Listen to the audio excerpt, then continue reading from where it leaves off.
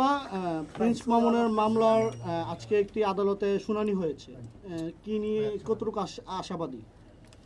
আজকে একটা শুনানি হয়েছে এবং আজকে একটা রায় হয়েছে যে চার্জ গঠনের একটা রায় দিয়েছেন মহামান্য আদালত। আপনারা তো ঘটনাটা সবাই জানেন যে 2023 সালের 12 ডিসেম্বর আমার উপরে প্রিন্স মামুন যে ফিজিক্যাল অ্যাসল্ট করেছিলেন এবং আমাকে হত্যার চেষ্টা করেছিলেন, আমাকে শারীরিকভাবে জখম করেছিলেন।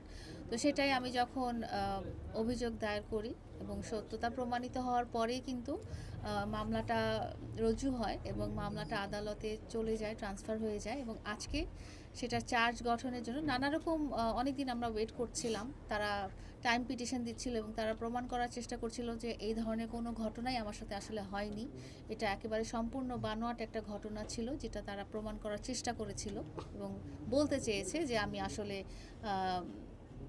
মিথ্যা একটা অভিযোগ এনেছিলাম। তো সেটাই আজকে আদালত আমার সমস্ত অভিযোগ আমলে নিয়ে উনি চার্জ গঠনের আদেশ দিয়েছেন এবং মামলাটা যেন বিচার প্রক্রিয়া শুরু হয় এই যুগান্তকারী একটা রায় আজকে আদালত আমাকে দিয়েছেন। এবং আমি মনে করি যে এই আদালতের এই সিদ্ধান্তটা এবং আদালতের এই রায়টা এবং আমার এই পদক্ষেপটা বাংলাদেশের অনেক অবহেলিত অত্যাচারিত নারীদের জন্য একটা মাইল ফলক হয়ে দাঁড়াবে।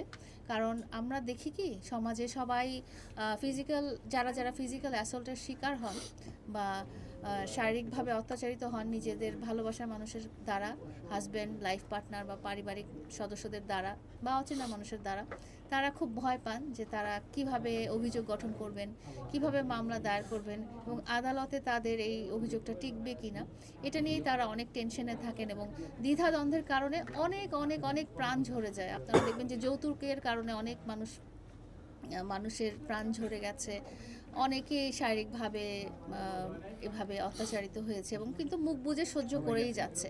তো আজকে এই রায়টা, এই যুগান্তকারী রায়টা আসলে অনেক মেয়েদের, বাংলাদেশের অনেক অনেক অনেক বা সকল মেয়েদেরকেই সাহস যোগাবে যে তোমরা যদি কখনো অন্যায়ভাবে অত্যাচারিত হও তাহলে তোমরা ভয় পাবে না, তোমরা দেশের আইন এবং দেশের আদালতের কাছে সাহায্য প্রার্থনা করবে এবং তোমাদের অভিযোগটা যদি সত্যি হয় ন্যায়ের পথে তাহলে তোমরা অবশ্যই ন্যায় বিচার পাবে।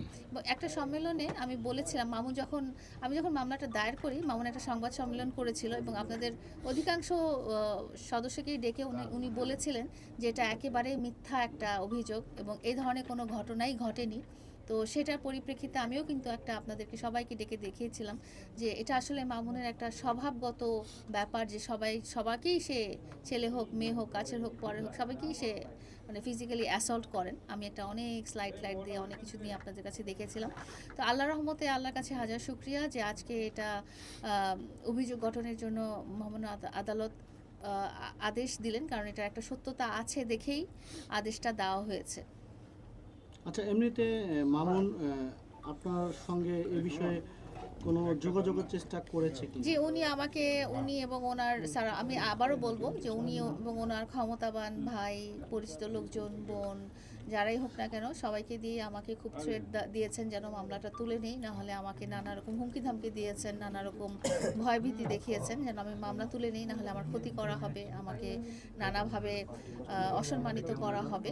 এবং উনি লাইভেও অনেকবার এসে আমাকে অসম্মানিত করে গেছেন, অনেক কিছু বলে গেছেন।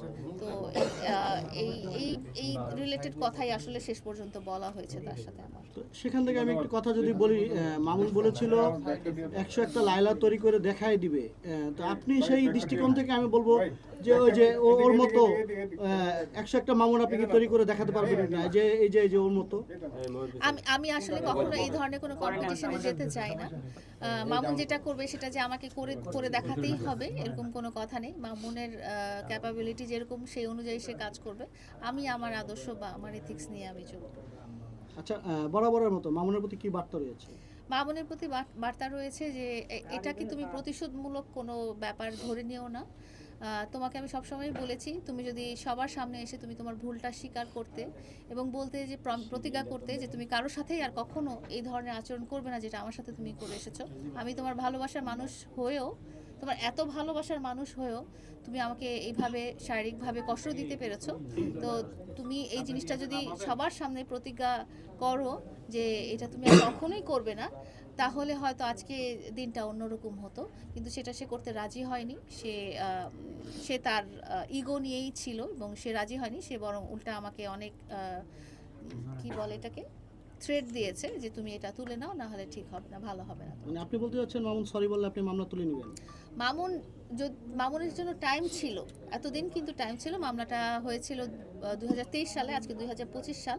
এর মধ্যে অনেকবারই আমি আপনাদের মাধ্যমেই বলেছি যে মামুন তো আমার ভালোবাসার মানুষ। সে তার মধ্যে যদি রিয়েলাইজেশন আসে এবং সে যদি নিজের মধ্যে আল্লাহ যদি তাকে হেদায়েত দান করেন যে না, সে খারাপ পথ থেকে ভালো পথে ফিরে আসবে, তাহলে অবশ্যই তো আমি তার কখনো কোনো শুধরানোর ব্যাপারে বা শাস্তির ব্যাপারে আমি কখনোই তো আগ্রহী হতাম না।